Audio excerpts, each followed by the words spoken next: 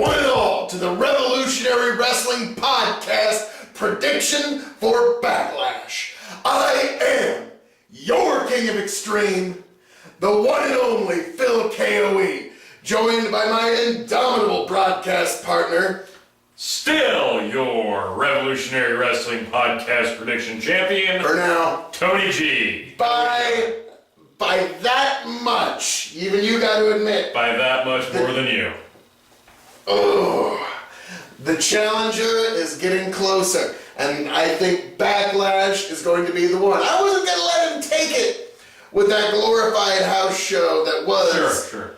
You would have taken it by a fist fight in the back that got caught on a cell phone camera had we predicted it. Yes, I would have. Yes, I would. Now, speaking of the last show in relation to this one, odd thing, if I were to be going off just the last show, right, I would have had no idea that there were any women on the roster at all, let alone on the face of the planet. So I'm quite shocked to see that at Backlash we're going to have women wrestling. Who knew? I know. So we're basically unpausing the women's evolution and starting anew.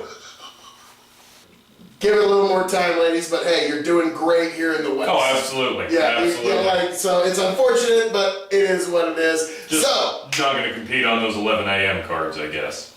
I'll give the crowd this agenda. At least they were into the show. Yeah, compared to the WrestleMania crowd, which towards the main event, you would have almost sworn that they were all there because someone held a gun to their head and said, "Upon pain of your life, attend this WrestleMania." Absolutely. Like it's so. You know, the crowd in Jeddah at least said that, but it's unfortunate, but... Well, we're talking about a 7-hour show there to the greatest Royal Rumble being a 5-hour show. How many hours? I'm hoping for 4 hours for Backlash. Maybe they could trim it down to 3? Don't get your hopes up. Okay. I'm just glad that we get a month off after Sunday. Woo! Yeah, I'm starting to get a little exhausted. But, all that being said, since we haven't been able to review them, let's get right into the ladies...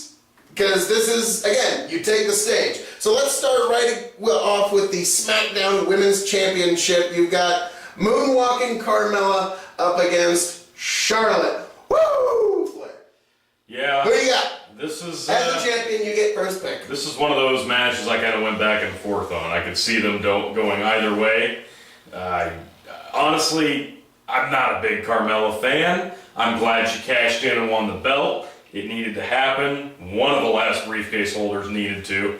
Unfortunately, it was her. Well, I guess the alternative was Baron Corbin. This one, I really don't know which way to go, so I'm kind of coin flipping here. And I'm going to say Charlotte wins her 7th women's title on Sunday. Gets the title back. I could just as easily see them keeping it on Carmella for another month. I couldn't. It's been bad. It has. I really think they're just going to put the belt back on Charlotte. I don't understand. I think they should. This whole experiment, I think they should have had her come out and cash it at Mania and lose it right then and there. That was my prediction also, but it didn't come to fruition. Charlotte, all the way. So... we're watching that. Okay. Moving right along to another ladies match, Raw Women's Championship match. We've got Nia Jax versus Alexa Bliss. Who you got here? I am loving the Moments of Bliss segments. They're beautiful. Fantastic. She's the best. I would love nothing more than to see Alexa Bliss win back the title. Nah, it's probably not gonna happen. I'm gonna say that Nia probably gets at least a 1-month title reign before they rip it back off of her. Yeah. She waited this long. I think they're gonna at least give her a couple of months. I agree. Again, folks at home, we do not discuss this beforehand, and we make sure that when we reveal it, it is right here with you. And unfortunately, I have to agree with this ne'er-do-well scoundrel of a champion, Tony G. While he still has it, which that will soon change on Sunday. I think Nia's going to take it. I think it's actually going to be a little bit better than their last showing. We'll see. But again, I think Nia, you think Nia, so far it's a wash. Right on down to Daniel Bryan versus Big Ol' Cass. I'm sure this is the feud that Daniel Bryan envisioned for himself when he came back after years watching from the sideline. Welcome back, Daniel. Gosh. Forgot how you were booked previously? I can't wait to get back in that ring and lace up the boots against Big Cass. That's the feud he wanted. That's the program he needed to put Daniel Bryan back on the map.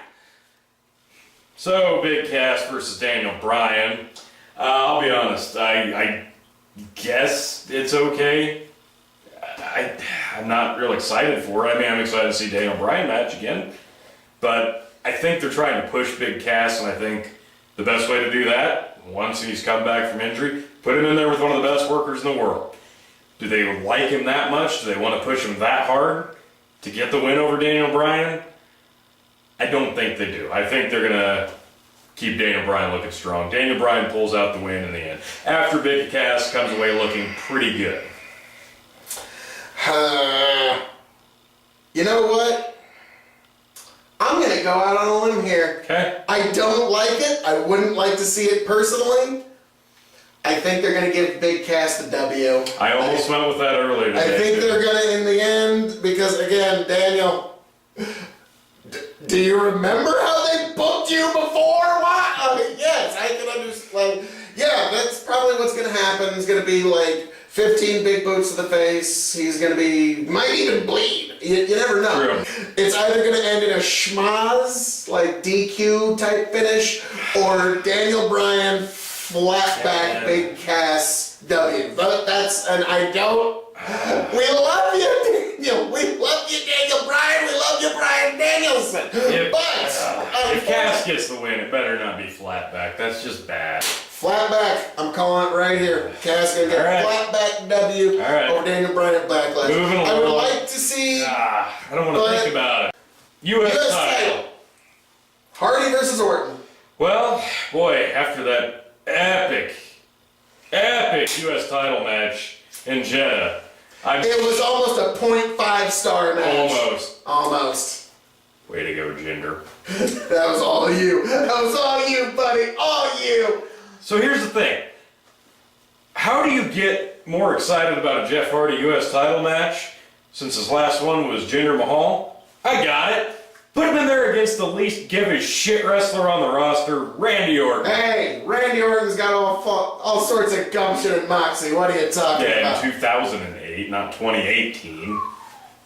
Who do you got in this one? Man, I just don't think that they honestly even know what they're doing with the U.S. title at this point.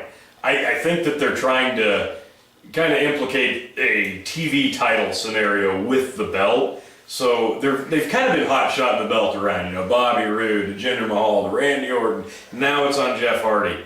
I could just easily see Randy Orton getting it back here.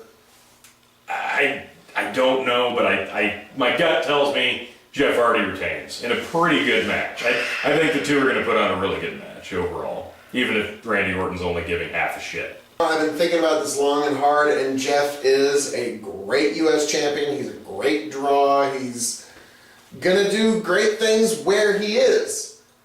So that's why they're going to shuffle it all around and move him around and change what's working. Sure. And so that's why I think they're going to put the United States Championship on Randy Orton. Okay, all right. That's what Randy. I like you a lot more than Tony G seems to like you. That's fair. Think you could.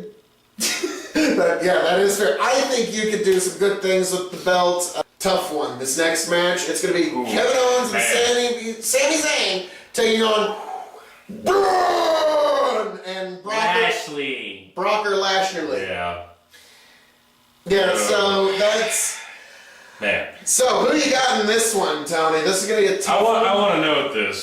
During the original brand split, when Bobby Lashley was just hitting the scene and he was as green as the screen behind us, then he came to TNA years later when I was fizzling out on my fandom and watching the product. Justin Albert never promoted that kind of anything. pushed me out the door from watching Impact on a weekly basis because I'm like, oh, good, now they're putting the belt on Lashley and TNA. Whatever. What's he talking about? Now I come back to WWE and here he is again. You know what's sad? He's just a slight less shade of green than the screen behind us. I get it. The guy's a phenomenal athlete. He's just not star material. You know, sorry. I'll never forget, like, Bobby, I always thought it was amazing that Donald Trump was able to get Bobby Lashley over, and that's how I knew he was probably going to win the presidency. Like, do we love Bobby? No, not really. No, we don't. But just slightly more. You're getting me more into him. I mean, I guess now that you're talking about him, I'm into him now. So that's how I knew. But Bobby, he needs a mouthpiece worse than Brock needs a mouthpiece, and Brock can't move without a mouthpiece. So Bobby needs a mouthpiece. I mean, who's the mouthpiece for this team? Braun Strowman. Braun Strowman is the mouthpiece, which that's really more of a testament to him coming into his own. Fair. In the end, it's going to be a squash. There's nothing to talk about here. There's nothing to talk about here. You got two guys who are amazingly skilled at getting tossed around like ragdolls, whether they're doing it to each other or having monsters doing it. They're good at getting monsters over. Sammy, also Sammy, as much as I hate to say it, enjoy your 15 minutes in the ring with Bobby Lashley. Like, you're going to be in there trying to get him over. And in the end, he's going to. Yeah. He's going to make Bobby look like a monster among men. So you're not going with Kevin Owens and Sami Zayn either? No. I got Team Monsters versus... Team Monsters versus the Get Over guys, unfortunately. I can't. And I'm one of Kevin Owens' biggest fans. So. Would love to pick him, can't do it. The Intercontinental Championship match, Seth Rollins versus The Miz. Let me just take this one, T. The winner will be the man who came to play The Miz. He is going to regain his Intercontinental Championship and become the longest reigning Intercontinental Champion in all of history, and also the man that might possibly help me win the Revolutionary Wrestling Podcast Championship, just depending on your picks.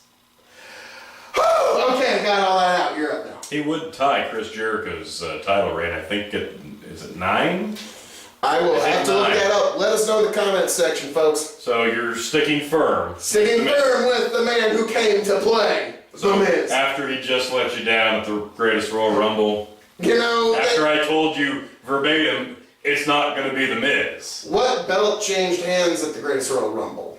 The Saudi Arabia Greatest Royal Rumble. Exactly. Glorified house show. Hey, you and I both picked the WWE title to change it. Yes. That said, I'm going to reiterate the same thing I did to you last week. Yes, that was just a week ago. 1 week ago. 1 week. Are you so glad they're finally getting rid of all these, so many pay-per-views? Well, I'm just amazed that we're having, a 5-hour show, a 4-hour show. Somehow we've managed to have more pay-per-view hours in 2 weeks' time than actual TV time. Like Monday Night Raw and Smackdown can't even compete. Hats off to you, WWE. You got us watching this far. So, anywho, I'm going to reiterate this again for you. You're just, it's not going to be The Miz. Seth Rollins is going to retain here. The Miz came to play. You got here and he came to play. For one very simple reason. The U.S. title is on Smackdown now. The Miz is also on Smackdown now. The Miz is so good he can transcend There our will brands. not be 2 secondary titles on SmackDown. Why? Because the top title on Raw is barely ever seen on the show. So your top title would either be the tag titles or the women's title. Hey, there's also the Cruiserweight Championship. Like I said, it's going to be Seth Rollins. The match is going to be really good. I'm excited to see it. No, Seth Rollins came to burn it down. The Miz came to play. Do you not see? Obviously. So The Miz is going to take this. So The Miz is going to take it. He's going to become the longest reigning Intercontinental Champion. And then after he gets it... It's ironic that you say that because you're just making it easier for me to become the longest reigning prediction champion by picking The Miz here. No, The Miz... No, it ain't going to be The Miz that lets me down. Yeah, it is. We will see. We shall see, Tony. Oh, yeah. I'm worried about this one. So, the WWE Championship of Shinsuke Nakamura versus the phenomenal AJ Styles. So yeah. time. Third match in, what, 5 4 weeks? or 5 weeks. They're getting better each time. The added heel factor really helps. Who would ever thought that to get invested in a match you'd need a heel and a face, you know? Weird. Still not thrilled about the way they ended the match last week. No, that's bad. That's Glorified house show, whatever. Fine. So give us a gender run-in or something. That would have been better. At least try to rehabilitate the boy. The poor guy. Come on. Oh, so you're saying it could have been worse. See, it could have been worse. That's how you make it worse. Okay. I've been betting Nakamura so many times that why not just double down at some point? It's finally going to hit. Maybe his 15th, maybe his 16th championship challenge for the WWE title. It might actually come through and win. And so I am predicting, finally, Nakamura, after his at least 9th challenge for the WWE Championship, is going to win at Backlash against AJ Styles. There's going to be some sort of schmazzy, tomfoolery at the end that's going to allow this feud to keep going, but it's going to go on Nakamura.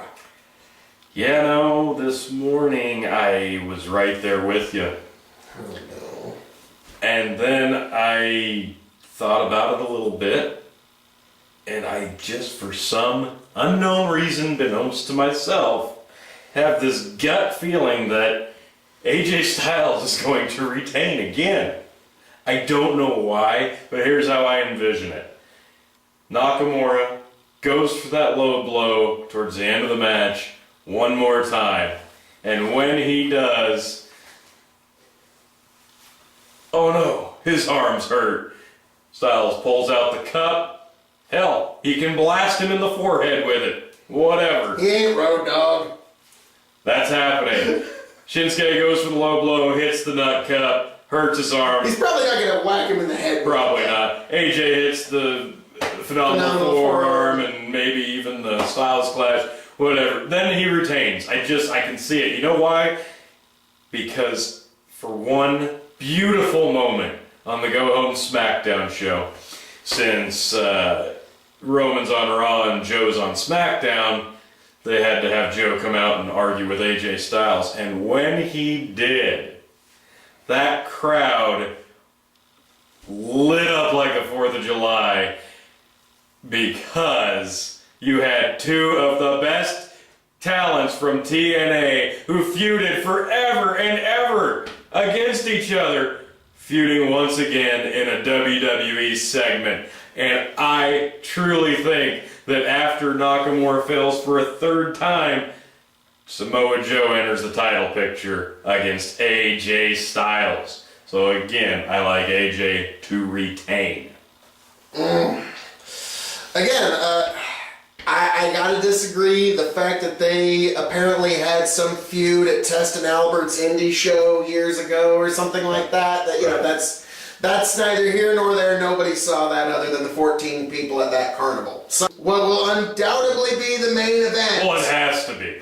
It sure shouldn't be the WWE title. No, that'll probably open it. Why would that be the ender? So, moving on to the main event.